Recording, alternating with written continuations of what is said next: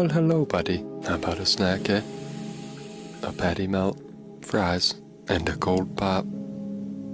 There you go, buddy. Good, boys. Have a great day. And please, do me a favor. Enjoy yourself, buddy.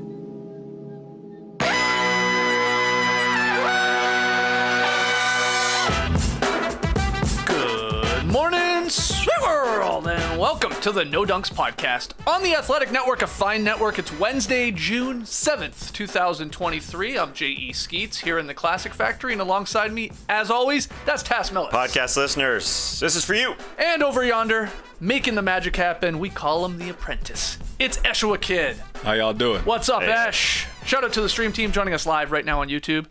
Go get your No Dunks merch over at NoDunks.com. New No Bunts, that's up. You guys just did one. Tass and Joel talking about the 5 best things in baseball this week. And one of those things, Aaron Judge being injured. No, that's I'm not. kidding, I'm kidding. Who fed you that Jays fan. promo? I'm a Jays fan. Gotcha. 10-day IL for Aaron Judge. Hopefully he'll be all right because he's For on crashing a crazy into the pace. wall? Yeah. Holy moly. Actually, his foot got injured on the cement lip. The fence was the one who was injured, but yeah, on the base. They're actually repadding the fence now at Dodger Stadium. There you go. Interesting Took 'em out. stuff there, yep. All right, well, go check out new No Bunts. That's up on YouTube, the Athletic Baseball Show feed, obviously wherever you download and listen to podcasts as well. And hey, the NBA Finals are back finally tonight, Game 3. Join us on Playback, 8:30 p.m. Eastern. We're going to fire up that second stream experience for you. That link to our Playback room is in the show notes here on YouTube and in the podcast notes. So click that, join the room, and then you know, or I think you're alerted when we're going live. And again, 8:30 tonight. You can even download the Playback app if you'd like to try out that experience. I have. It's good. Yeah, we'll see you there tonight. Let's just jump into Game 3, a little finals preview here. After Denver took Game 1, Miami, they made the adjustments there in Game 2. Kevin Love back in the starting lineup for some size. You had Jimmy Butler as the primary defender on Jamal Murray. And apologies to Spoelstra for this one, but to my untrained eye, the Heat did a better job of trying to force Jokic into being a scorer over a playmaker. The result, a 111-108 Heat win in Game 2, and that's why we're tied at one game apiece back in Miami. Which team breaks that tie tonight, and what are things that you're watching for in this Game 3? I cannot wait for Game 3 to tip. I think, before you get into all the matchups, I think this Jimmy Butler thing on Jamal Murray's a little overblown. Before we get into that stuff, just the mental game. The Heat have the mental advantage in this series, obviously because they came in one Game 2. But the fact that they've been there before, they have the finals experience over the Nuggets. You've seen them through the first 3 rounds. Even as the underdog, when they smell blood, they jump on it. They are extremely resilient. That's just who they are. We saw in Game 2. They come out, first punch. All right, here come the Nuggets in the second quarter with that incredible run. But the beginning of the third quarter, beginning of the fourth quarter, that is what Heat culture is. They responded in the beginning of both those quarters to take that game. Big lights here in the NBA Finals. It's different for the Denver Nuggets. Will they respond going from Game 2 to Game 3? Now, they have their vets themselves. Jeff Green apparently hosted a dinner on Monday night, according to our Tony Jones at The Athletic. Everybody came over to his house, and they broke bread. So they have a bunch of those guys, too. They have their Udonis Haslems on their sides with DeAndre Jordan and Jeff Green and Ish Smith. I just wonder how they respond on the floor after getting beat at home. Now, it's a good omen here. I don't know if you saw this stat, Skeets, but the last 5 teams to lose one of the first 2 games on its home floor in the finals have gone on to win the title, surprisingly. Back to our Raptors, going back all the way to some of the early Warriors teams, the Heat, the Spurs. So it's obviously, they lost home court, but I'm just looking forward to this team, again, with the Miami Heat. They are here for a reason, and I think the Nuggets have the mental capacity to, how does that translate onto the floor? Not giving up open look after open look after open look. Guys just, staying with the game plan. Is this moment just too big for them? For KCP with MPJ and those screens being set on them, are they going to cover every single gap?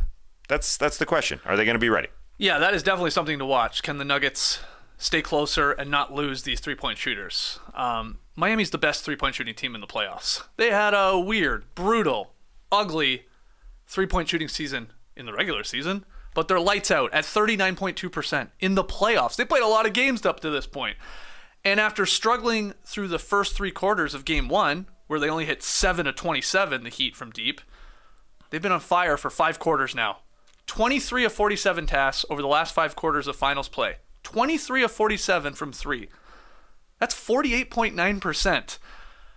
A lot of these looks, hits, and misses, if I'm being honest, they've been pretty wide open. Absolutely. And that's great offense from the Heat. But a part of that, of course, is sort of poor defensive execution, I think, from the Nuggets, especially when you're doing this whole, are we switching or are we not switching on the side pick and roll, and that's leading to looks. So yes, Murray's got to be better. Gordon's got to be better. Michael Porter Jr. is a huge question mark. It'd be nice if he could hit a shot for the Nuggets as well. They just have to communicate better and get locked in and try and take away some of these wide open looks from the Heat, because they're consistently now knocking them down. And just one more note, I saw Professor Zach Lowe point this out. When Aaron Gordon is on Jimmy Butler, the rest of the Nuggets need to trust him a little bit more and stay closer to these Miami shooters, because if you watch the tape, Butler, yeah, he's going to win some of those battles, but he is getting in there, the Nuggets show help, and then Butler's sort of picking them apart in terms of kickouts. So maybe trust that Aaron Gordon, he'll pick up a foul or two. He might jump on a Butler pump fake, but let him use his size and defensive chops and maybe try and contain Jimmy a little bit more and stay at home on all these hot shooters. I think that's going to help your chances here. Oh, absolutely. That's how Jimmy Butler wins games. I know Jimmy's got the reputation of scoring 40 and 50, but the way he wins series is finding guys when there's open players around him. And the Nuggets did a better job in Game 1 of Jokic sort of sagging into the lane, giving the mid-range shot up, and just sticking at home otherwise, and not having to chase like you see teams in the 2020 bubble chasing around these Miami Heat, and you start scrambling, and that's where the problems were. And it happened. Yeah, guys, just I think even beside helping on Jimmy, as we've said, just not knowing where the rotations were, getting crossed up from the get-go. I mean, from the first possession, with Strus getting an open look because MPJ was a little slow. They come out of a timeout. Basically the same thing. KCP signaling over to Michael Porter Jr., hey, dude, Max Strus is open. He got hot. And it could have been a way worse. The stats for the Heat, they hit, is it 14 of 29? It could have been way worse. Looking at all those shots, they were open. So it's a mental thing, just to be ready and just to be out there on every opportunity. They just have to play better defensively. And I bring up hey, is this moment too big for them? In part because some of them didn't do media after the game. Are they all together? Are they the same team that got here to the finals? Because this is the biggest moment of adversity for them. Yeah, they were 2-2 with the Suns, but they went home and won. This is a little different going on the road, and I do think it's the mental game more so than anything, because this whole, Jimmy Butler came in and shut down Jamal Murray, I'm finding that bogus. I went back in and watched every Jamal Murray shot in this game. He hit more shots than he missed over Jimmy. He actually, when Jimmy was close to him, he was fine. I mean, he missed a couple shots with Jimmy. Like, of his 8 misses, I counted only 2 were when Jimmy was even close to them. 1 was at the end of the game there.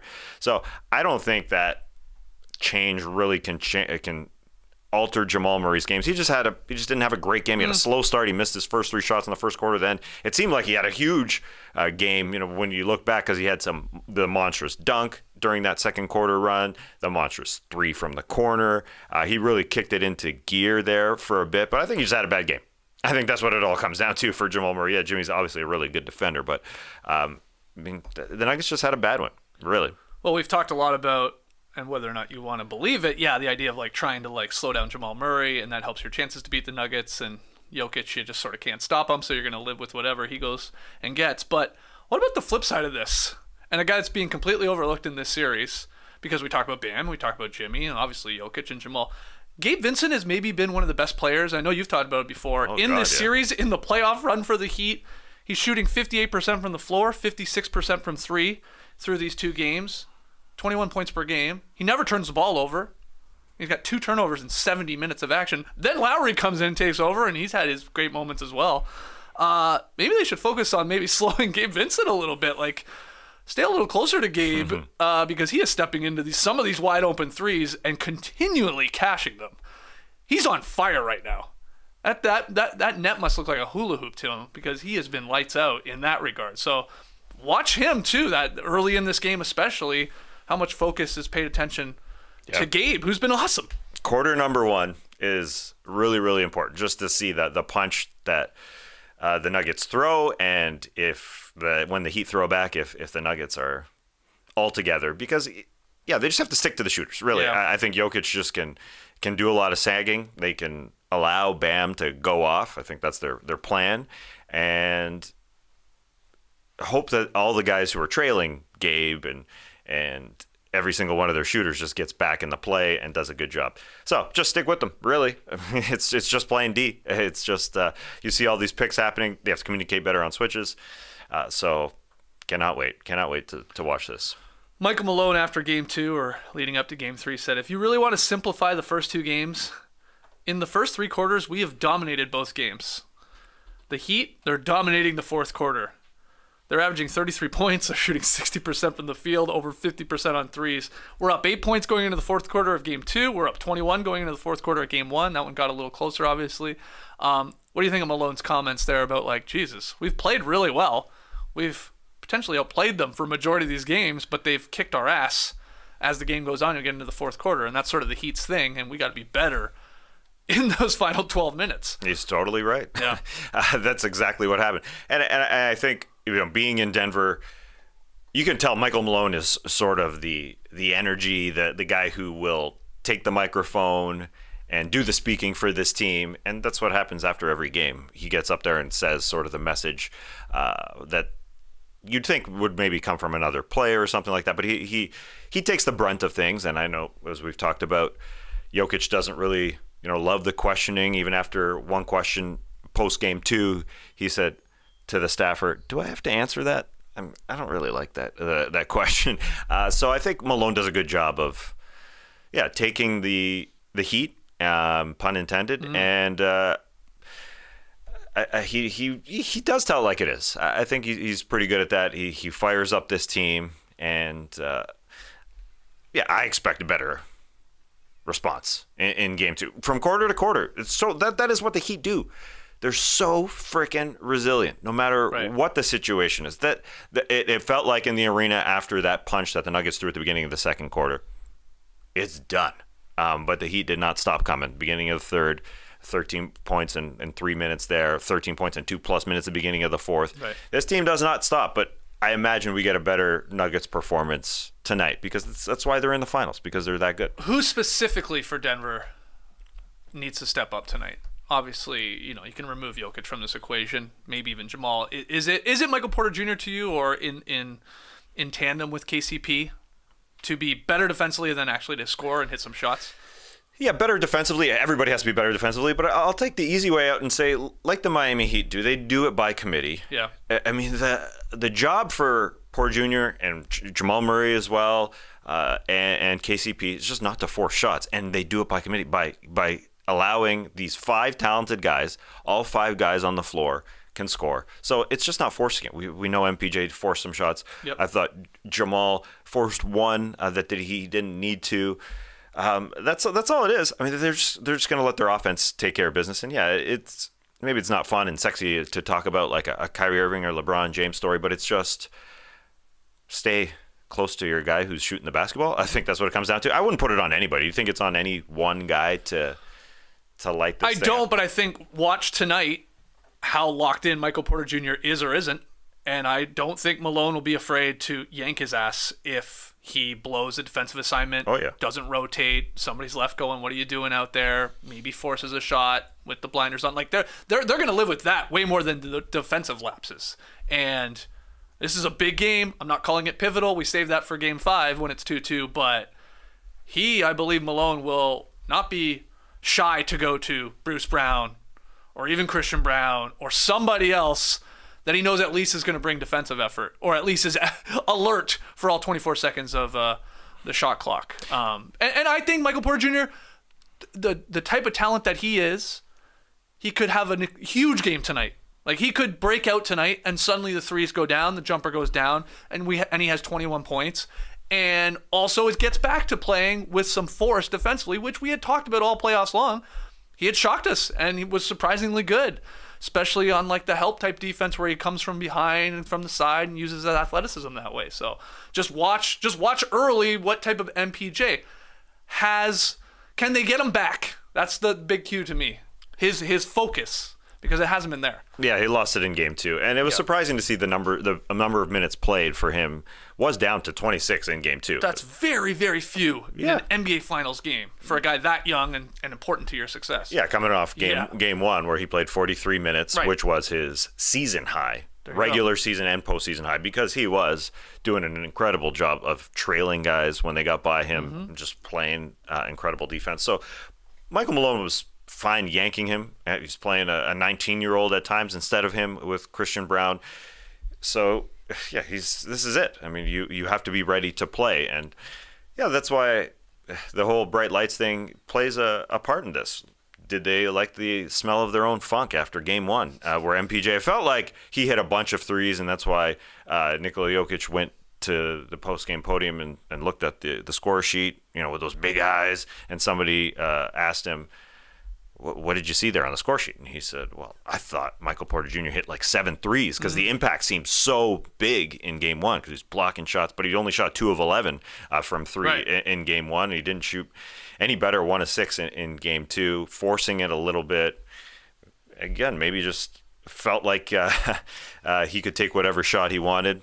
But this team is just too good. So I can't wait. I can't wait to see how everybody responds. We still haven't got an incredible Jimmy game.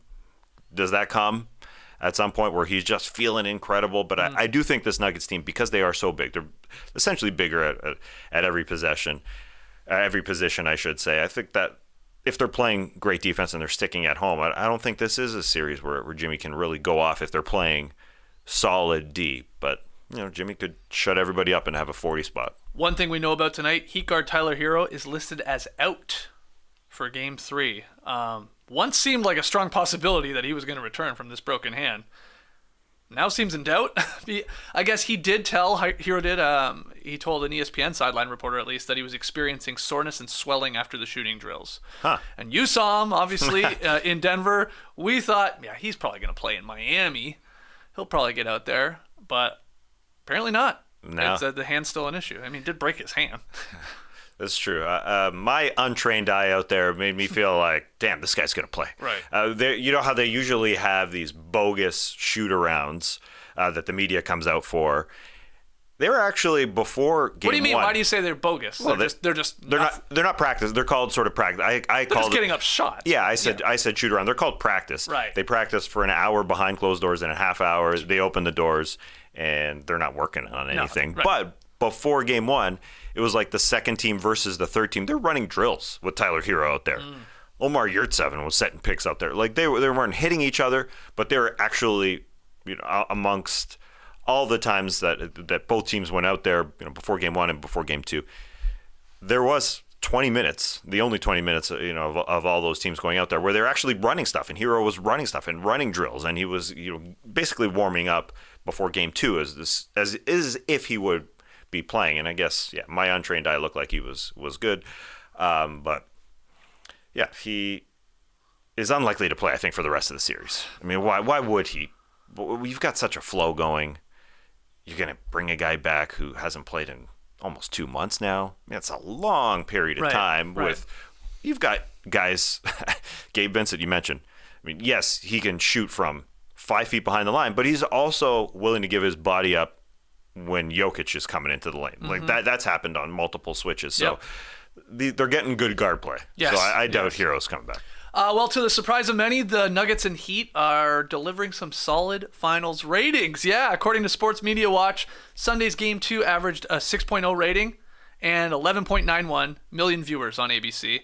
Down just 3% in ratings and flat in viewership compared to the Celtics Warriors last year. Miami's narrow win there in Game 2, it peaked with 15.26 million. tuning in from the 10 to 10:15 p.m. Eastern slot, which was well ahead of last year's Game 2 peak of 14.1 million in a less competitive game. But remember, everybody was terrified. Who's going to watch Denver, Miami, especially when you compare it to Boston, Golden State, which are three of the league's biggest draws, along with the Lakers, Celtics, Warriors, Lakers. These aren't bad. These are really good. Turns out people like basketball. I think that's what the headline should be. Turns out people should like basketball. I'm with you.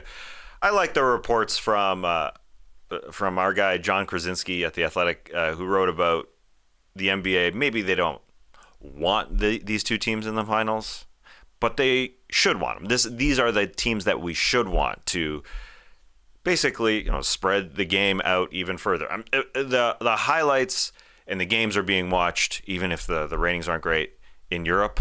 The game is spreading internationally because of Jokic, obviously, being in the NBA Finals. So the parity is good. Yeah. The product is good. I can't wait I can't wait for 2025 when the new CBA happens and there's a new TV deal. Where are we going to be watching games? Are we going to be watching it on an Apple TV Plus, or are we going to be watching games on Amazon Prime? Because those guys am I going to need the Vision Pro goggles? Jesus, $3,500. How's the company account looking? Can we get a couple? A couple? You're asking a lot. We can't share? I'll take game 1, you take game 2, Trey gets game 3. No, we're going to have to sit beside each other every game, quarter by quarter. I'll take my right eye. Yeah, you'll sit with your left eye. I don't know if it works that way. Anyway, I bring that up because I don't know how ratings work anymore. I just mean, yes, these are people logged into their cable provider or whatever, but people are watching on League Pass. People are watching on Playback. What's the difference? How does it work? How do ratings work? I need the book open. Nobody really knows. So yes, people are definitely watching these games, but the ratings are so good for live TV and for basketball that people are going to pay a lot of money, your Amazons or whoever, for the right to air games. Here's all I know in saying that headline, NBA Finals Game 2 viewership, same as last year. Better than it being way down. Right? That's all you want to see. Especially with, again, these markets, the teams that are there in comparison to those big, big draws in your Celtics and Warriors. If it's the same or better, win. Huge. Sounds right. If it's suddenly the headline is NBA Finals viewership down 40% compared to last year, well then that's all that anybody understands about any of these numbers I just gave you anyway. They just go, oh wow, 40%. That's down. That's bad. But it's not. So good. I speculate every time I see number Skeets. I don't know if I'm just an internet kid now where everything's a conspiracy. I just don't. Oh, you don't even believe these? Well, no, I just made them up. No, seeing the online buzz, people are watching games. There's no doubt. But yeah, maybe it seeped into my head that everything isn't as it seems. I looked at these NBA attendance numbers via our friends at ESPN. Did you see these? No. So they track them, from game to game, year over year over year over year. Sure. We've got 9 teams. Let's throw 10 with the Raps in at 100% or more attendance. Okay. Yes. Come on. You don't buy it. We live here in Atlanta. Atlanta had 104% capacity. Standing room only, baby. Yeah, right. Hey, look, I was in that standing room only section a couple times. I believed in those games. Was it for a Charlotte there was game? More people standing than there were in their seats. In the postseason. Yes, it was postseason. Yeah, so this is for the entire season.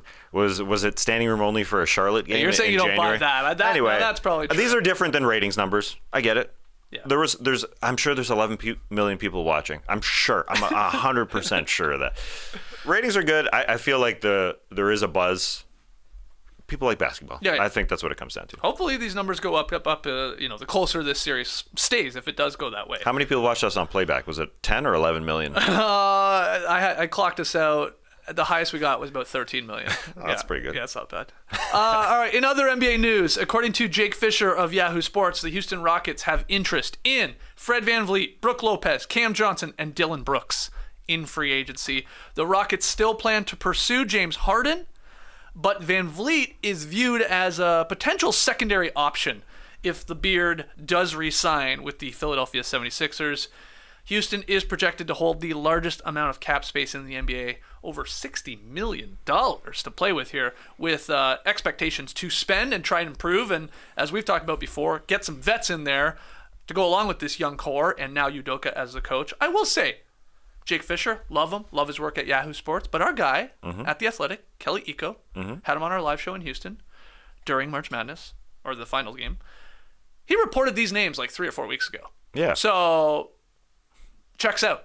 Kelly had this list of names. I believe it was these exact 4 names, VanVleet, Brook Lopez, Cam Johnson, and Dillon Brooks, that the Rockets were tied to and possibly targeting in free agency. So, good. Good So for it's Kelly. true. Kelly was ahead of the game, as he should be. He's locked in on the Rockets. Yeah, we're getting into rumor season. This is Silly season is almost here. I mean, silly season's here. We talked about Kyrie Irving and a LeBron James reunion for 30 minutes yesterday. yeah, and we're 2 weeks from the draft essentially, so it feels like there's going to be some trades happening, Right.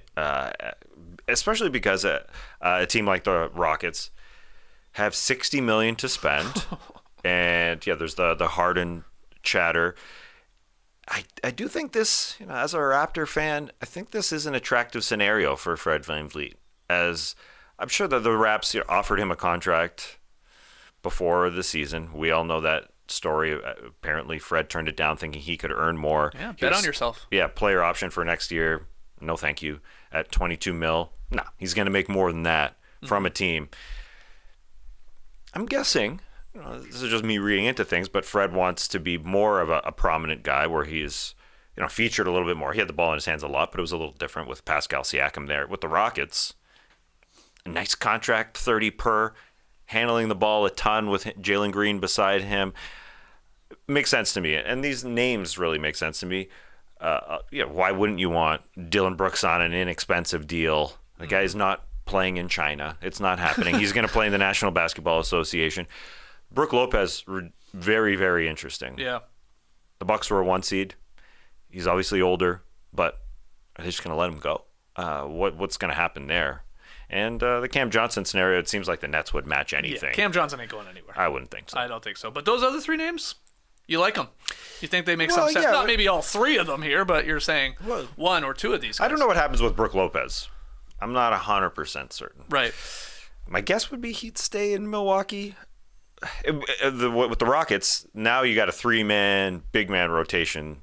Where Lopez got to play a lot, Şengün's got to play a lot, and Jabari Smith Jr., who came on in the last couple of months. I think you want to play him a good amount. But they all make sense. Yeah. So Fisher, Iko, they're right. They're both right. Yeah. But they're going to spend. I think Tillman Fertitta is going to spend in Houston. This would be a good summer to be a veteran free agent, right? Like a VanVleet or a Brook Lopez, or even Dillon Brooks to some extent. He's a bit younger, but like there are these squads that are like, all right, we've lost for 3 or 4 years in a row. Yeah. Sometimes we don't even win the number 1 pick out of it. So we're done with this bullshit. Let's win some games. And to do that, we need to get some actual borderline all-star guys in, vet guys to help lead us and help show us how to win. And some of these guys fit that bill, especially VanVleet, I think is perfectly suited to do that, especially as the point.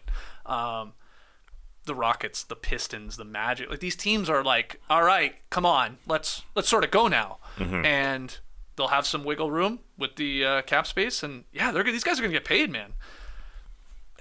You could maybe, I don't know how Rockets fans feel about it.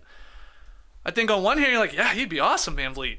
If this whole James Harden thing and he's not coming back, maybe Rockets fans would prefer VanVleet over James Harden, especially when you start talking like 4 years and a whole lot of millions. But what will it look like at the back end of these contracts? Sure.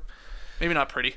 Yeah, the Magic are interesting. You brought them up as a potential VanVleet opportunity. They need a guard. There's no doubt to help out.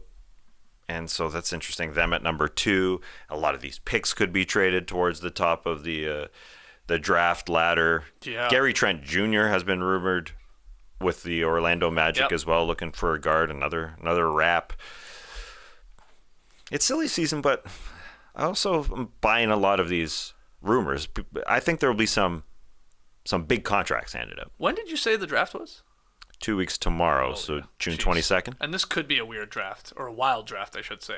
Because a lot of these teams, with their picks, going, do we really just want to take another prospect and a really potentially young star, or do we want to like move off it and get help in here? Blazers come to mind, stuff like that with the number 3 pick. And speaking of that, let's pivot to our last topic here. Our guys at The Athletic, great article yesterday titled, "Which NBA teams are best positioned to trade for a star?" Because the thinking goes, inevitably, a star player is going to be on the market again. This is the NBA. And when that moment comes, teams got to be prepared to jump into that conversation and put together a potential package. So, Mike Vorkanoff, Fred Katz on the Boulevard, and James Edwards III, they took a look at the NBA landscape task. They looked at the trade assets on each squad, and then they drafted their top 15 teams in terms of teams best positioned to trade for a star. Their top 3 went like this: the Thunder, the Magic, and the Blazers. I know you had a chance to read it. Mm-hmm. What did you think about how they drafted? And really the question being that I posed to you and everybody watching live and listening later, which team do you think is best positioned for a big trade if a star comes available? I couldn't believe, even though we know Sam Presti's a hoarder, that he has 12 first-round picks to trade, 5 unprotected picks to trade. I guess because we've been so focused on their growth internally. They made a great trade for Shai Gilgeous-Alexander, who's turned into a damn superstar. They basically get a top 2 pick with Chet Holmgren coming back next year. I mean, they're stacked. The Williams, the Giddies. You got a Dort. You got a Dort. Under contract. Behind Dort, number 3 is this incredible, these cupboards. It's not a Dort. It's a cupboard Dort of draft picks. How many draft picks these? So you think it's surprised. A Thunder no-brainer? Yeah, as far as teams that could make a deal for a superstar, I think the Athletic got it right with OKC as number 1. Vorkanoff taking the OKC Thunder number 1. What an interesting idea for an article.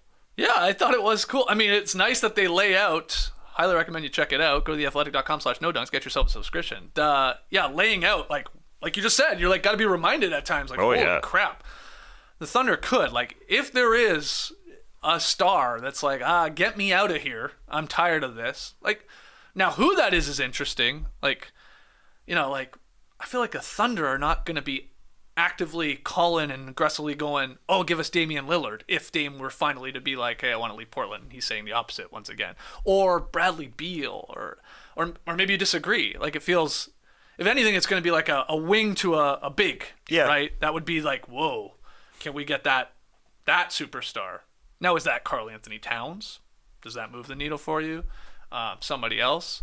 But they sure are going to have a hell of a package if the squad that is suddenly sort of forced to trade their star or wants to move their star, they're going to be let's get a bunch of draft capital back and let's rebuild. Totally. They're going to have the best options. Yeah, I think it will be sort of some teams go into the draft thinking best player available or draft by position. I think they would trade by position.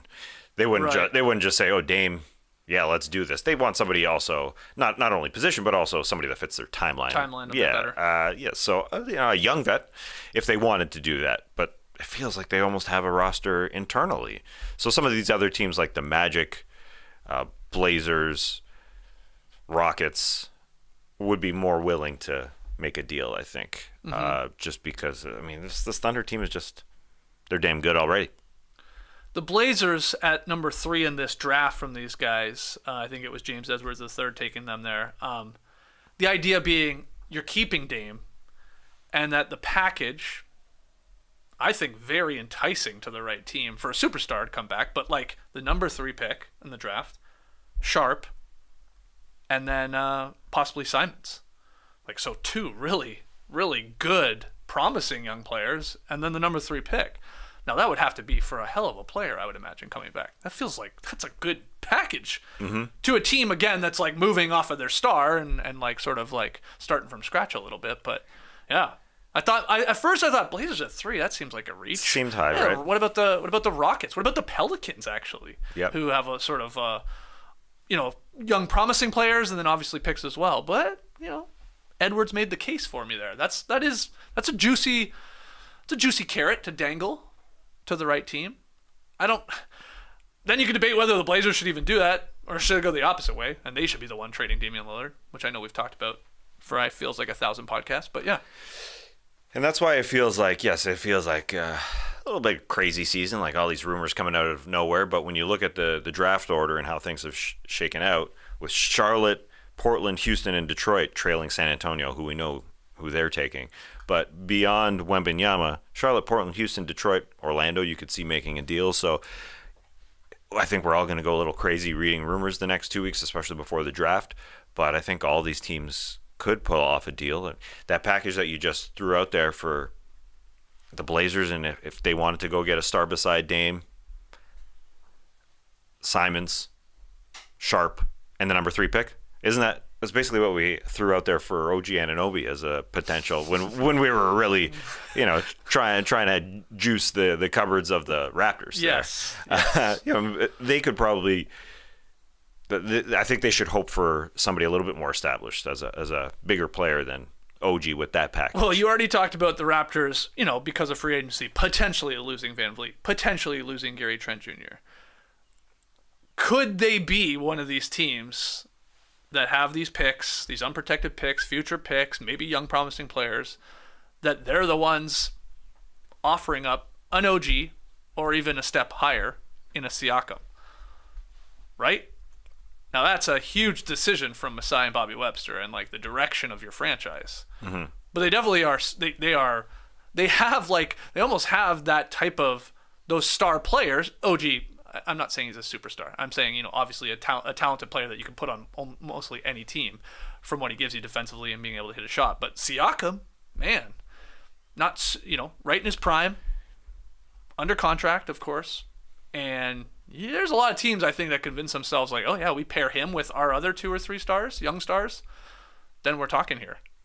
Yeah, this trade value column has the Raptors sort of middle of the pack in the NBA. They're 15th in the NBA in terms of being able to make a big deal. But depending on what they want to trade, they've got it all. They've got every level of player, from Siakam to Scotty Barnes, who is deemed untradeable in this column. Probably true. When we talked about the Kevin Durant trade that happened last year, they weren't willing to part with Scotty Barnes, so they didn't get KD. And why would they trade him now after the year that he had?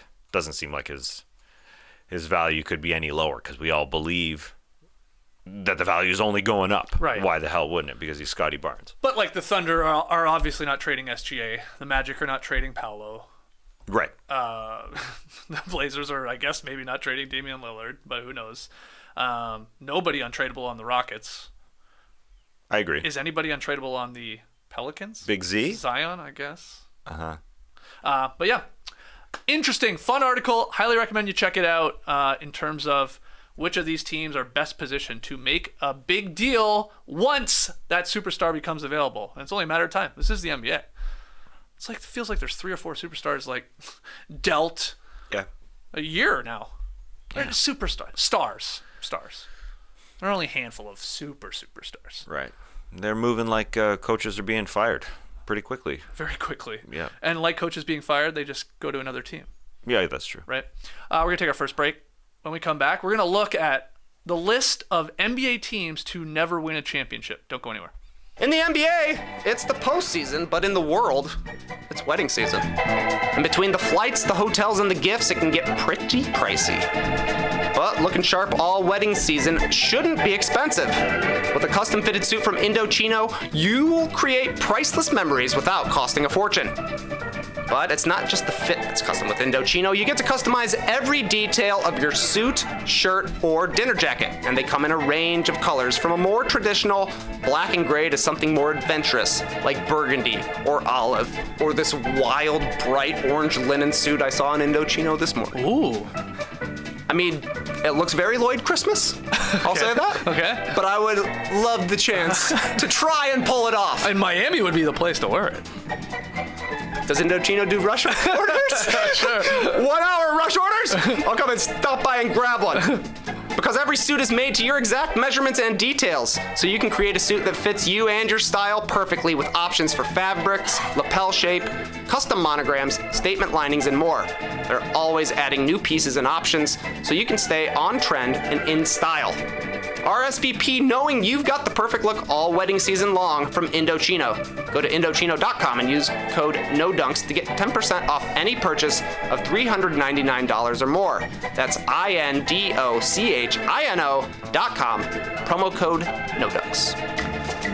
As the weather gets warmer, and that for sure is happening here in the South, Bombas is inviting you to get outside and find your outer piece in socks, underwear, and t-shirts you can effortlessly move and relax in all season long.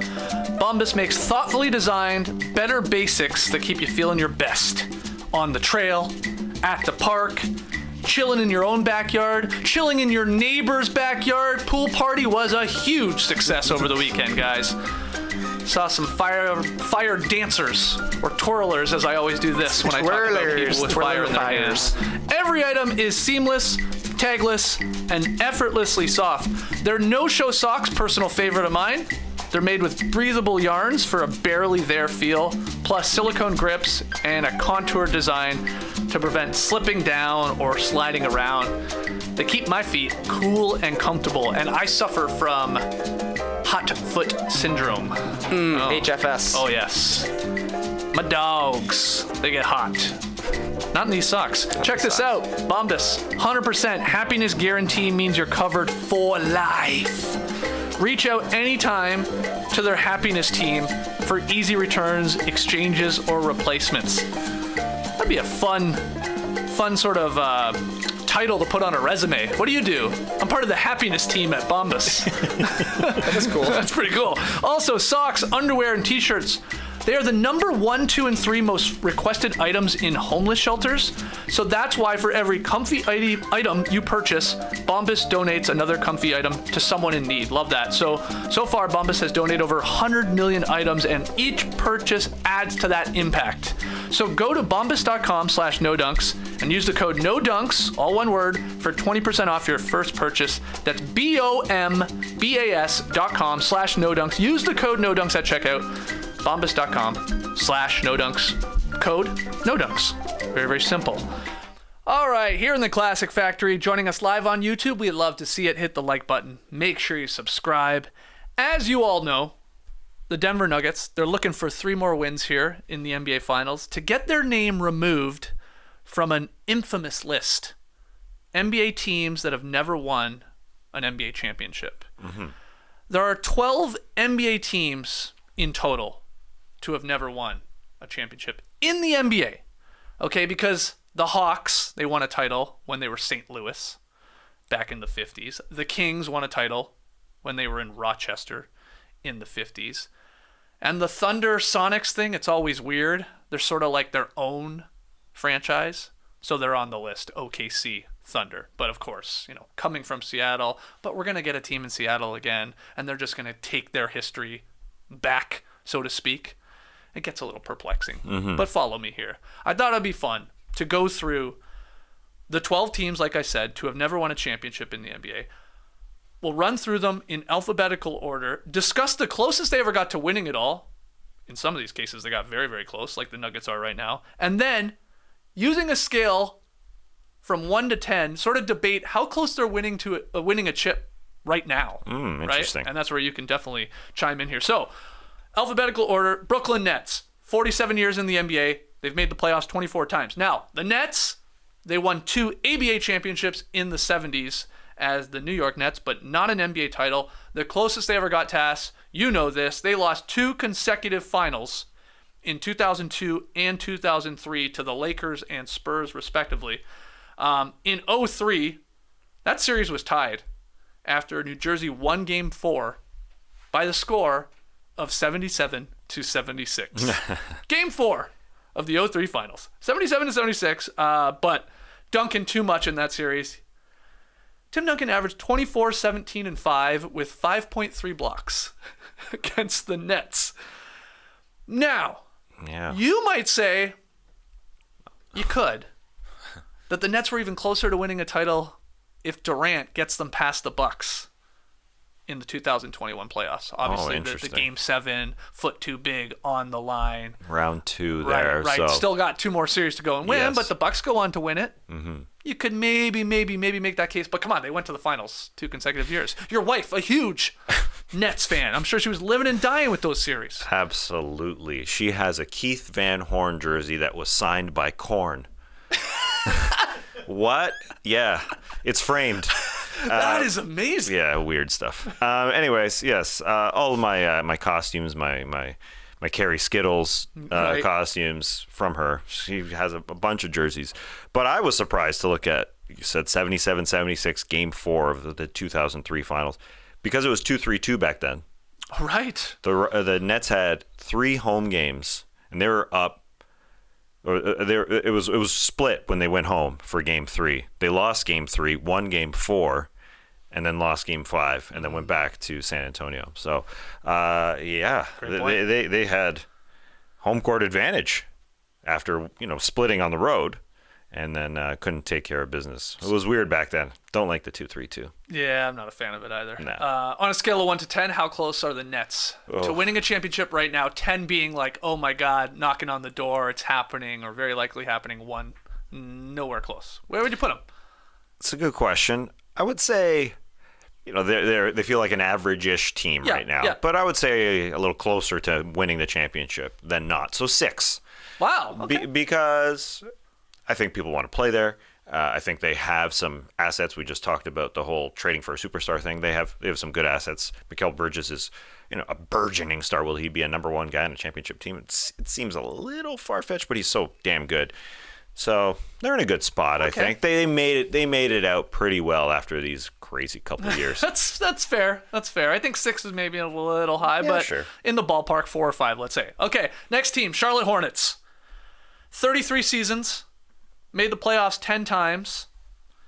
The closest the Charlotte Hornets have ever been to winning an NBA Finals, an NBA championship. It's not that close. They've only made it to the conference semifinals 4 times. So they've never even gone to the conference finals. 3 times they lost in 5 games in those conference semifinals, so not all that close. But in 01, they pushed the Bucks to 7 games. And in fact, they had a 3-2 series lead with Game 6, I believe, in Charlotte, and they got crushed in the second half by Sam Cassell and Baron Davis and Jamal Mashburn for the Hornets. Picked a bad time to go ice cold. They shot a combined 11 for 35 in that Game 6 that they could have closed out, instead lose, and go on to lose in 7. So never really all that close when we're talking about the Charlotte Hornets. On a scale of 1 to 10, how close is this team to winning a chip? I'm feeling pretty positive today. Okay, go on. So LaMelo is obviously the number 1 star with a bullet there. I'd go more 4. Okay. 4 is very kind. Yeah, it's kind. They're That's high. So they're not anywhere close. They're really. not. They're not. No. I mean, they're not even really anywhere close to a conference finals, let alone winning a chip. Okay. Denver Nuggets is next on this list, alphabetical wise. 47 years in the NBA, made the playoffs 29 times. The closest they've ever been to winning one of these things right now. Right here, right now. Yeah, they're best team in the West. They had home court advantage in the finals, especially when Miami got there. They have a 2-time MVP. Everybody's healthy, full squad. They've got the rotation. They've got a coach that's been there for a while and obviously have an identity. And they're tied 1-1. So, big game tonight, but they've never been closer. That's for sure. Yeah, it's shaken out damn well that they got home court advantage with 3 teams in the Eastern Conference that had better records than them, but they ended up facing a team far lower than in the bracket. And here they are with also their best player in franchise history, sort of reconciling with the team. Not Jokic, Dan Issel coming back. He was there standing outside the arena, and older lady with her daughter who had season seats for 47 years. They've had season seats for 47 years going into Game 1. Extremely pumped for their NBA Finals experience. And Dan Issel came by, the old Dan Issel Hall of Famer, came by, and they said hello to him. Oh, wow. Because they've been there so long that they know everybody. Issel coached the team a couple of times, had a bit of a controversy, and then he was there for before game 1 to sort of reconcile. I don't think he had been seen around the team in decades, essentially. Really? Almost that. two decades. Yeah, where he was fired for throwing a slur, unfortunately, around while he was coaching the team and things weren't going well. But he's back. Somebody spotted Dan Issel in that video I just talked about. We put together a short about fans outside and how they would celebrate. Somebody spotted him in the comments, and I thought, wow, he's just wandering in the background. Well, he was kind of he greeted this the season seat holder, and somebody in our comments knew who Dan Issel was. I was very impressed by that. Okay. I just wanted to mention that. On a scale of 1 to 10? 10. 10. Okay. Yeah. Indiana Pacers, also 47 years in the NBA. We got all these ABA teams we're talking about here in the Nets and the Nuggets and the Pacers. They've made the playoffs 27 times. Now the Pacers, sort of like the Nets, had ABA success. They won 3 championships over like a decade span. So won the ABA title, never the NBA. Closest the Pacers ever got. They lost to the Lakers in the 2000 finals. 6 games. It took a couple. They couldn't stop Shaq, even though they had a million giant white guys to try and slow him down and foul him. But Shaq averaged 38 and 17 in the finals. Though Reggie Miller and Jalen Rose both averaged over 23 points per game in that finals. But yeah, getting there was the best they've done. 2000 finals. That was a team. Yes, Rick Smits was trying to deal with Shaq. And not only the white guys, but they threw out they had a Davis back then. They did have a Davis. They had Dale Davis back then. They had former NBA champ Jean Tabak deep on the roster. But that was an interesting team. That was a fun squad that they got there. So how close are the Pacers? Interesting. So you got your Tyrese as your number 1. Yeah. They've got some supporting cast around him, but how close are they? I mean, Doesn't feel very close. No, it feels like they're sort of middle of the pack. Are they higher than the Nets? Do I put them higher than a 6? I mean, they're right there. I'll give them a 6 because I'm in such a good mood. Okay. Ben Math, I saw him. Ben Mathurin was out at the NBA Finals, I believe. I believe in him. They had a couple of these young players like doing finals media. Mm-hmm. Like I've seen Jalen Williams for the Thunder. There's Mathurin. Who else? Walker Kessler. Yeah. So what's going on? And Paolo Banchero will be there before Game 4, I guess. And they're just like you, like doing little interviews and stuff like that. I'm sure they get better access. But... Yeah, they do get better access. Yeah, they're exactly like me. I was thinking the same thing. What are they doing out there? They want some broadcasting experience. I think it's just sort of like promotional stuff with the league. Hey, get some of our young stars some FaceTime. It's basically what it was. Yeah. Okay. Here we go. Next team, Los Angeles Clippers. 53 seasons in the NBA, starting back in 70-71 as the Buffalo Braves, playing in San Diego, now in LA.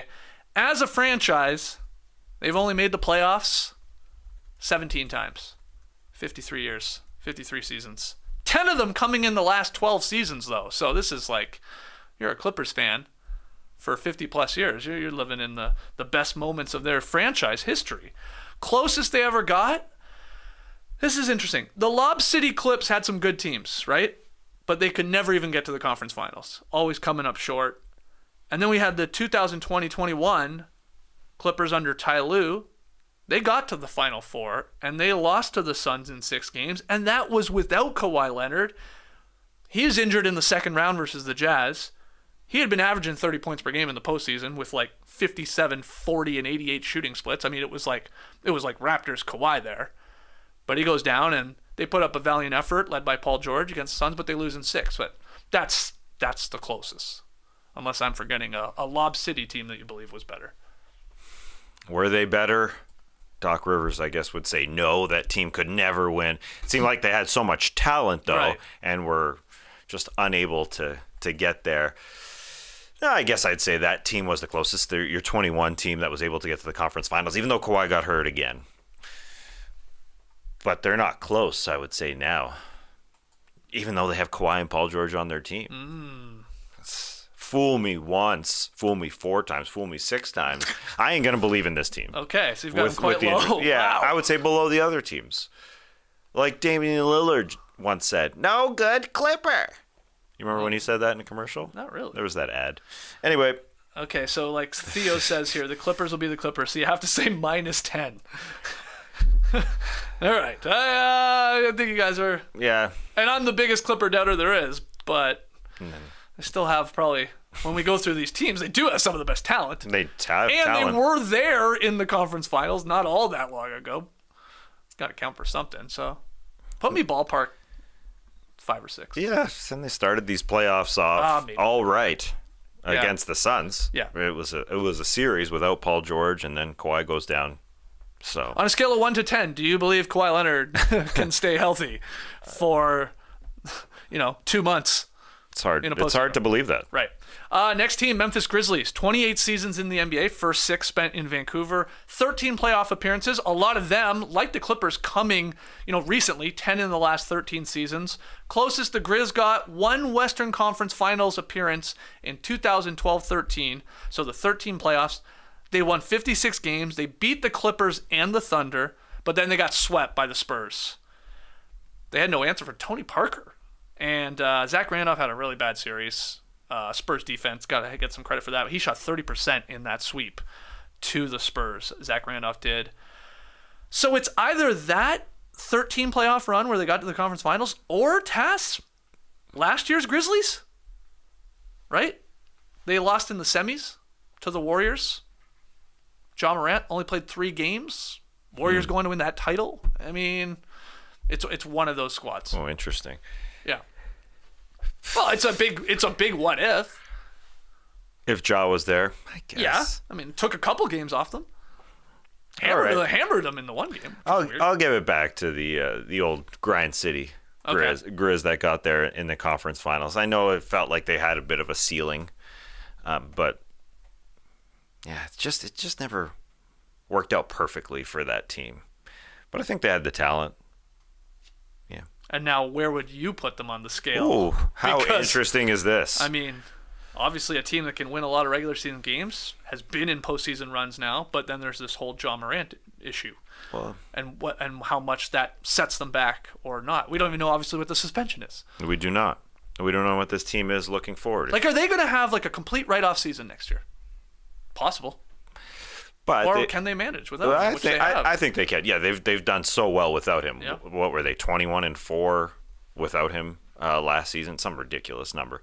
So, yeah, even if he misses on the high end half a season, why can't they put it together to have a playoff run? I would put them in the upper echelon of teams that could win it a 7. I think they're fairly close. I can buy that. Yeah. I can buy that. Again, this is also thinking he's not going to be suspended the entire year. Unlikely. So he should play next year. Yeah. Can they, keep their heads above water, if not still exceed expectations like they have before, and then he comes back, they'd be a very, very dangerous team. But it's interesting what they're going to do in the offseason, too, because Dillon Brooks is not allowed to come back. So I wonder what will happen with that locker room, because that's a question, too.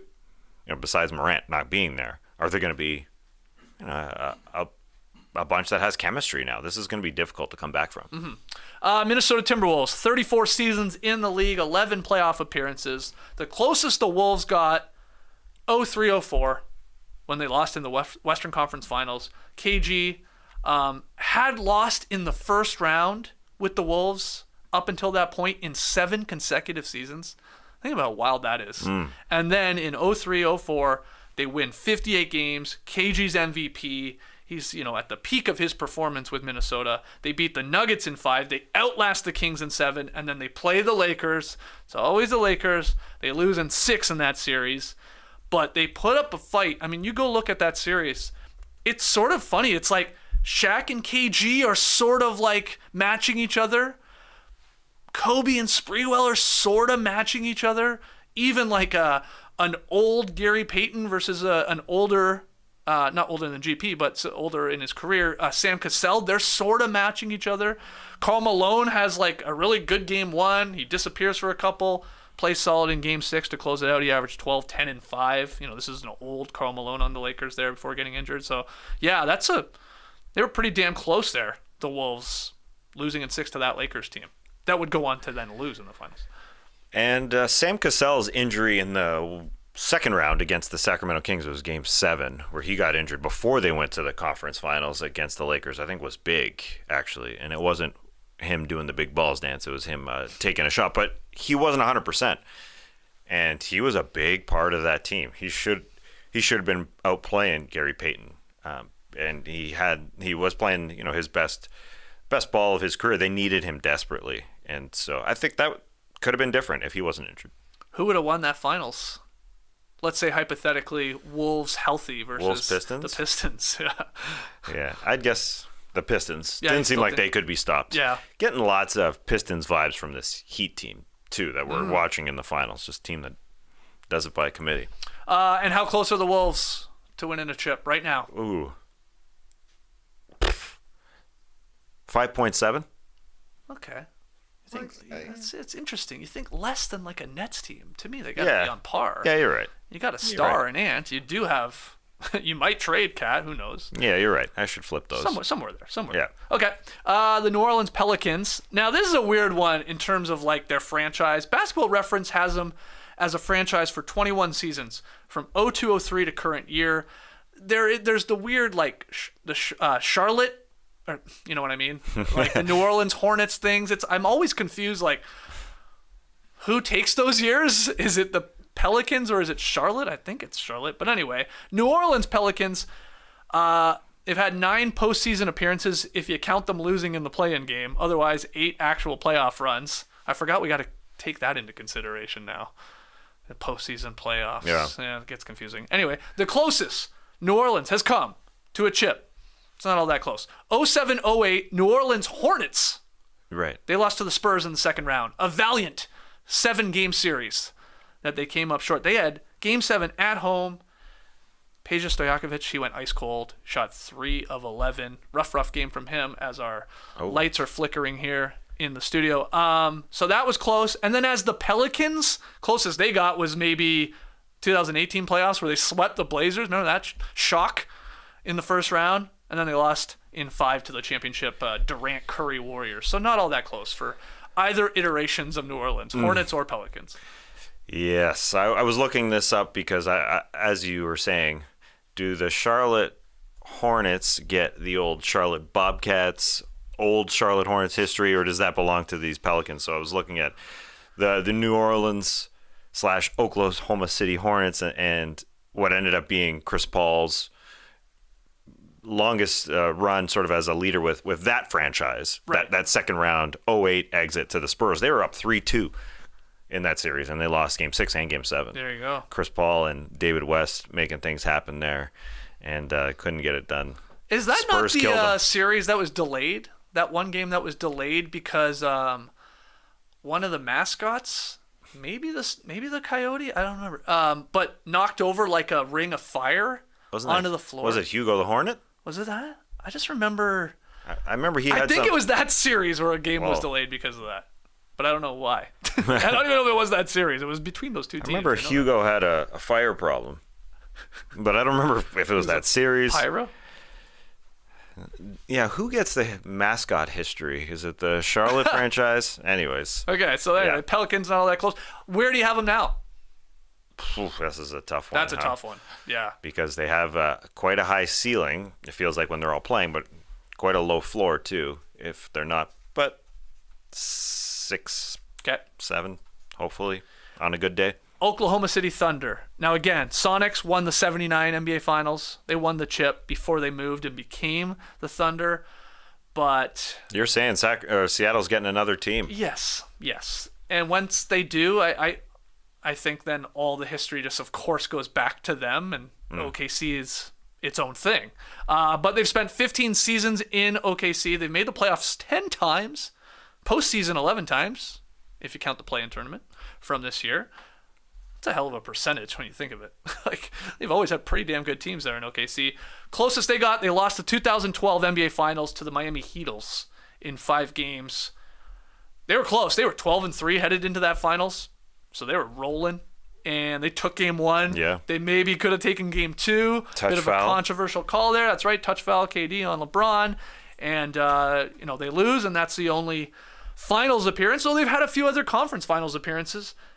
And maybe if it's not game 6 Clay, with all those shots against them, maybe they go to the finals and put up a fight against the comeback Cavs there in LeBron's team, and they battle again, KD and LeBron's possible. So they've had a few chances, but the closest is obviously making it to the 2012 finals. Yeah. I think you made a decent case for the 2016 team being even closer, even if Clay doesn't shoot the lights out in Game 6, because then they have at least some experience going into the finals. Would have been their second finals, as opposed to 2012, where it just seemed like they were a little too young, didn't have the experience to be there. But yeah, a very accomplished team, even though they haven't won it. How close are they now? They're damn close. Whoa. I mean, You're saying you could see OKC getting to the finals at least in the next 3 years? Yeah. That's it's a little presumptuous, but are they on par with like a Memphis? I don't think they're that far off. Right. So something like in that ballpark. Okay. So you're saying 7, 8, yeah, something like that. 7. Orlando Magic, part of 89 expansion. So they've been in the NBA for 34 seasons, 16 playoff appearances to show for it. Though they haven't been out of the first round in a long time there in Orlando. Closest they got, there's a few teams you can make the case for. The 59-win Magic lost the 2009 finals to the Kobe-led Lakers in 5 games. They lost 4-1. Though they were, that Orlando team, one of the rare teams to knock off a LeBron squad in the Eastern Conference. So they did do that before losing to Kobe. And then you could go back to the 95 Magic, who made the finals, but they got swept in 4 in that finals against the Rockets. The next year, that Magic team won 60 games, and then they got swept by MJ's 72-win Bulls in the conference finals. So good teams there. Back in the 90s, led by Shaq and Penny, and then obviously that 09 iteration with Dwight Howard and Hedo Turkoglu and Jameer and Rashard Lewis and those guys. JJ, I guess, was on that team. Right. Which one did you pick? Oh, that 09 That one? team.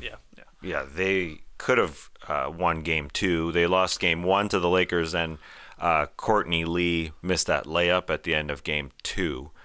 I do believe. And then so they could have stolen home court advantage and gone back to Orlando at 1 apiece, but they went back to Orlando down 2-0. So that was they went into overtime that Game 2 because Courtney Lee missed the layup. Right. Yeah. The inbound. So nice drop by Stan Van Gundy. And if it's 1-1 going back to Orlando, then it's a different story. But the only one won at home, and yeah, it was done. Somebody needs to fact check me, but I feel like that was the last NBA Finals where we had that giant Larry O'Brien decal. Yeah, I think so. I don't think we saw it after that. But Holy somebody cow. fact check me on that. Yeah, it's been a while. And how close are the Magic? I mean, they got the number 1 pick in Paolo, Rookie of the Year. They got 2 picks this year. Are they going to package those together? Move up? Get another player? They're at least a 6. Okay. It's high, but a 6. Hi. I mean, they need to have some postseason success here. Yeah. We'll get into it. They haven't been there. Well, haven't been there, and they haven't won a first round, like I said, in a long time. And the final team, Phoenix Suns. 55 seasons in the league, 32 playoff appearances. This one also up for debate, the closest they ever got. It's either the recent Suns that lost in the 2021 finals to the Bucks in 6, a series in which they had a 2-0 series lead. Mm-hmm. Probably should have won Game 4 as well, where they have a bad fourth quarter. So it's that, or do you want to go with the 06-07 Suns that lose in the semifinals to the eventual champion Spurs, and that features the infamous Robert Horry body-checking Nash moment that leads to the Amari and Boris Diaw suspensions for Game 5. Mm-hmm. Suns lose that one by 3 points, and then they fall in Game 6. The Spurs went on to beat the Jazz in 5, and then they swept the young LeBron Cavs in 4. Could that have been the Suns? A lot of people think so, if they get by the Spurs there. So it's one of those 2 teams. Or Barkley in the finals. Or Barkley in the finals. Good point. I totally forgot about that one.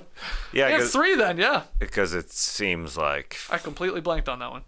the team, didn't perform enough around Charles in 1993 with the MVP leading the way there. So there's that one. But the up 2-0 against Giannis and the Bucks. Yeah, that was close. That is like, I know that didn't happen all that long ago. It caught me by surprise. Like, oh, I always forget they were leading 2-0.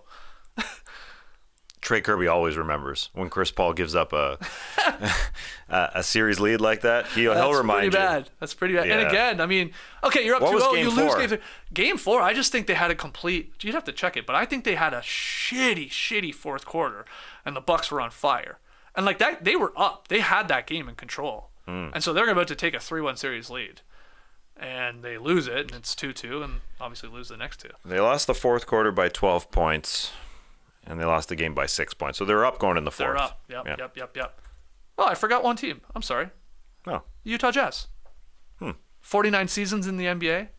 A few of the early years in Nolans. 31 playoff appearances. Closest they got, well, this one's easy. 97-98. They lost in the finals to the Michael Jordan Chicago Bulls.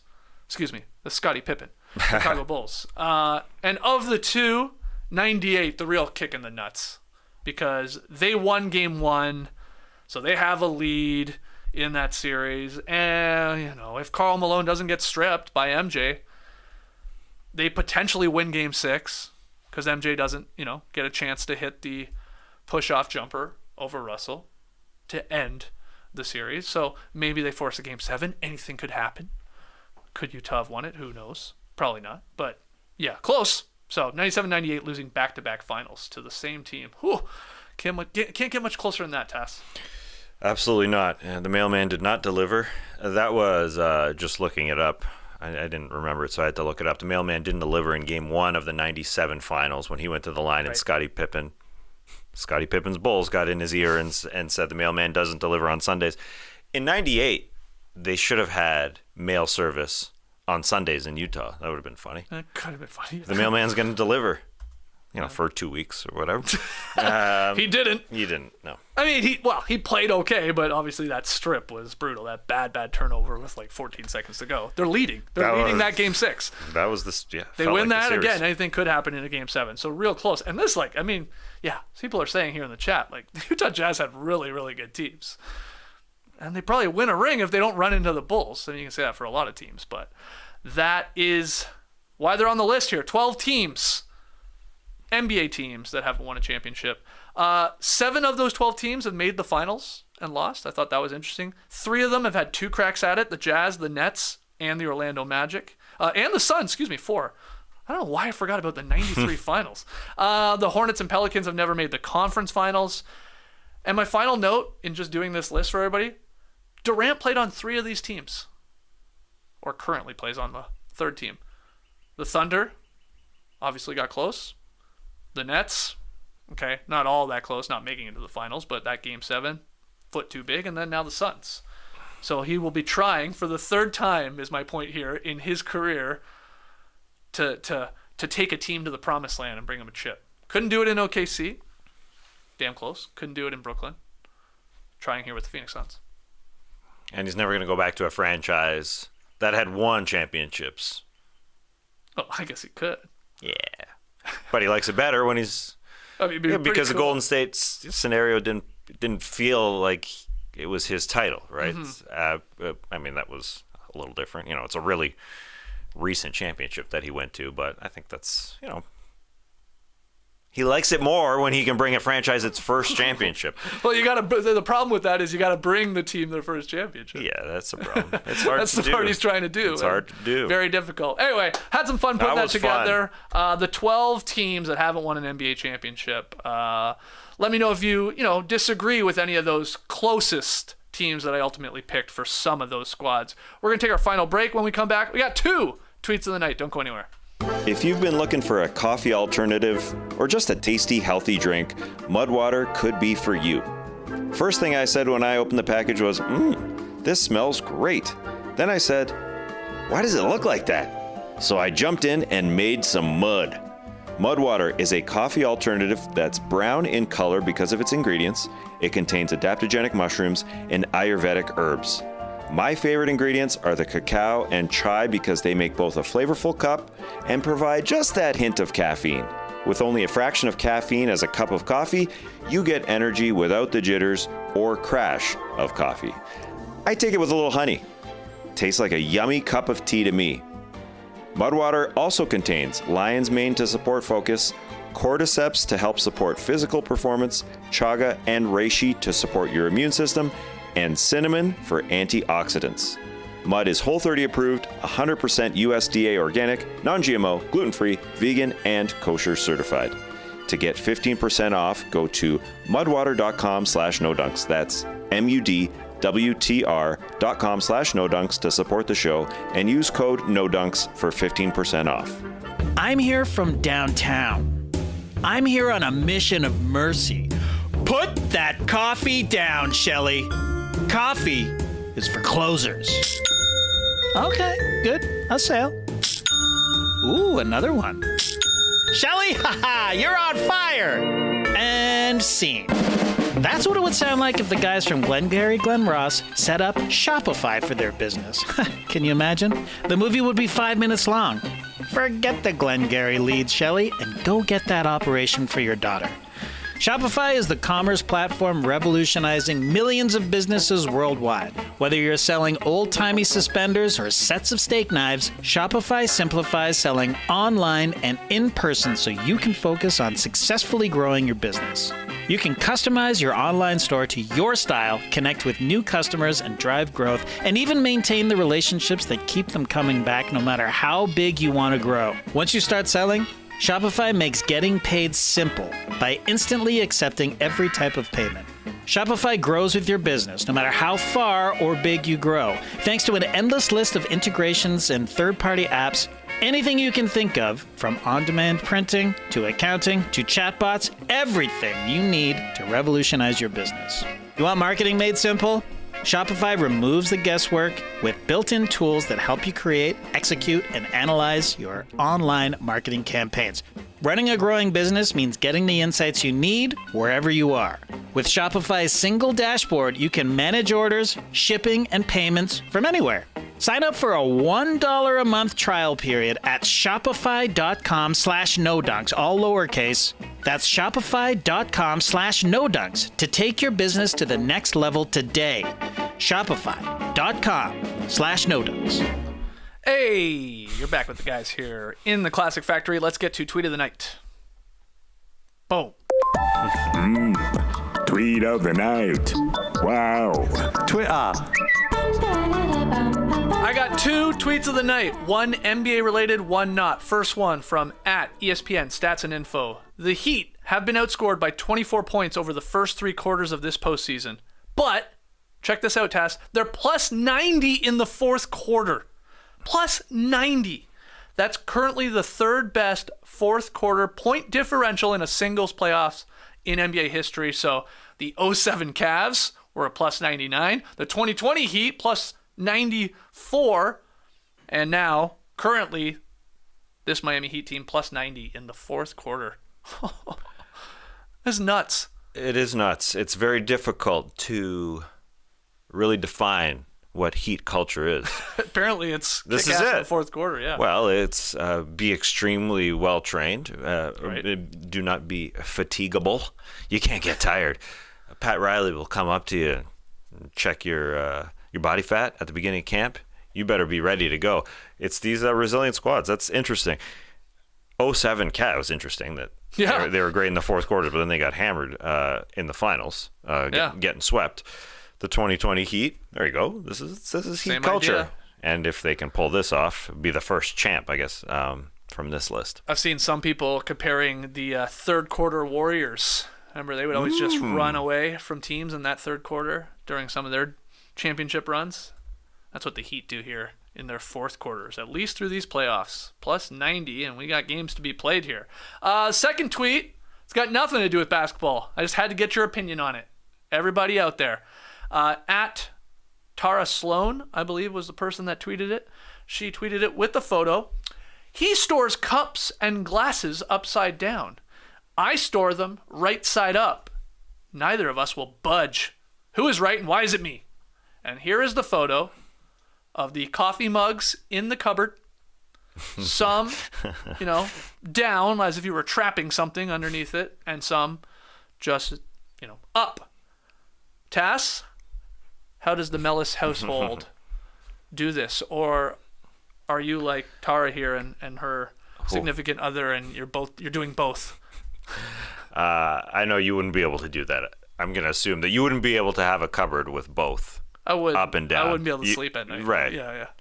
My OCD would kick in. Yeah, I like challenging myself.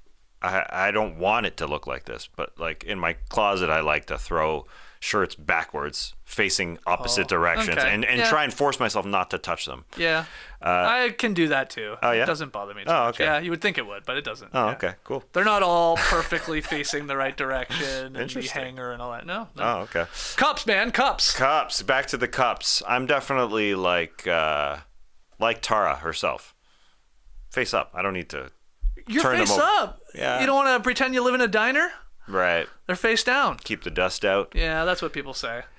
I get it. I guess you could make another argument for why you want them face down. What's you that? can stack them better. Because then you could, Oh, I like stacking them face up though. like a cup in cup type Yeah, thing? Well, you get some different mugs size you cups. You can't do that, though. A They're- mug, you can't do that. With the handle, generally. No, I guess I'm doing smaller cups within a mug. Okay. Because I got different size mugs, espresso mug cups. Oh, okay. Well, that's totally... Danielle has made different types of sizes of mugs. So a stacker. Yeah, I guess. I think Tara's just showing off her mugs. Those are nice mugs. Those are nice mugs. Some nice Yeah. ceramics in the mix there. Yeah. I'm a cup down, though. Ash, Interesting. what are you doing at your household? Or are you arguing about it with your wife? No, it's cups down, especially for mugs, I feel like. And so why, though? The dust factor, I think that's I think... the biggest thing. How dusty is your house? I mean, I think everybody Well, says this as a reason, but it's like, how... You know, we used to have a dog, so like the dog, like it's everywhere. The hair's everywhere. Like you open You up have the cameras, closed like, how did you cupboards, don't I you? know. Oh, It's okay. weird. Like I don't understand that. Okay. You know what I'm saying? So I don't know. But you generally, if I looked right now, they're down. Off of memory right now. Oh, boy. Take a photo tonight. Actually, you know what? They're like this. They're kind of up and down. Oh, so it's... And then some of the cups, I did the dishes yesterday. So some of the cups, the plastic cups are upside down. Some of the mugs are kind of mismatched. So Nice. I'm going to have to look tonight because I think we might have both going on as well, depending on the cups, depending on the space. But a coffee mug, I don't mind down because you could put another one on top because of the base. So yeah, it's just like... That's risky. And like, I think 99% of people out there have way too many coffee mugs. Absolutely. I know I do. I do. Why do we have 15 coffee mugs? Now, everybody should go to NoDumps.com, get themselves a great coffee mug. Now, this is a beautiful coffee mug. This is Good Morning Sweet World. You can get this in 11 ounce, 15 ounce. There's tons of great mugs. But, right? You got too many mugs. Oh, yeah. I brought a couple here because I was trying to get rid of them. That's smart. I'm going to bring some in. Yeah, and I think they... Please don't. What? JD's yelling, But please don't. I thought JD's yelling, please don't. I thought you put out a call saying that we don't have enough mugs because they're breaking around here He or did something. say that. He did say that. I've got I think some- he's a little too rough with mugs at this house. Oh, 100%. JD's taking over the mic. Yeah, listen, I don't like this topic. It's very triggering for me. Okay, and so what are you doing? Well, my wife won't throw away any mugs. I just wanted to have branded mugs for the studio, Oh, okay. which we are running out of because they get smashed. Yeah. How are they smashing? Well, Rachel filled the dishwasher with bread because she wants the kids to wash dishes. Fine. Bread. Yeah, you just said... Yeah, yes, bread is in my dishwasher. What the hell are you talking about? She's keeping the bread. We have a very tiny kitchen. She keeps the bread in the dishwasher. We have a perfectly fine dishwasher. And the kids wash dishes by hands because we want to teach them it's a how to do chore. chores, Yeah. right? So, but they're too rough with the mugs. So it's Boys. I live with mad people. So yeah, the mugs in our thing is up, down, every which way, stacked like chaos. You are short on space. Short on space, You don't have a lot. but not short on mugs, just random mugs. So don't bring me your random mugs. We'll get some classic factory mugs in here, and that's it. I would love to have a coffee in one of those mugs. Cut ourselves a nice slice of dishwasher bread. Yeah. There's the hamburger buns. Chill There's some bread. There's rye bread. We got some sandwich bread. This is amazing. Fucking full of Anyways. Okay. Carry on. Sorry Yeah. to upset you. Yeah, my brother's house also used the dishwasher as storage space. As a cold cellar, I mean, that's what you guys are saying. It was confusing because there were plates in there. It was like drawers essentially for plates. Oh wow! Wow, fascinating. All right, well, Anyway. I'm glad I included this as a Great second stuff. tweet of the night. What a long podcast! I thought this was going to be our shortest show of the week. Nope. Guys, thank you so much for joining us live. Hit that like button, subscribe. Podcast listeners, leave us a 5-star rating and review tonight. Game 3 of the NBA Finals. We'll be on playback at 8:30 p.m. Eastern. That link is in the show notes. So go on and jump and join the No Dunks room. And we'll see you live later for that. Hopefully we can talk to Trey Kirby live from the arena, at least during halftime. So come hang out with us. A little second screen experience. Otherwise, enjoy the game. We'll be back tomorrow to break it all down at 10 o'clock a.m. 10 o'clock a.m. 10 a.m. This has been too long. Clipper Bros. You heard it here first. Have a great time. Turn up. Love you guys. Awesome. Thanks for joining us, and remember, join us tonight. What are you laughing at? So he said, like the vid for dishwasher bread. And there's the quote right there. Embrace the day, people.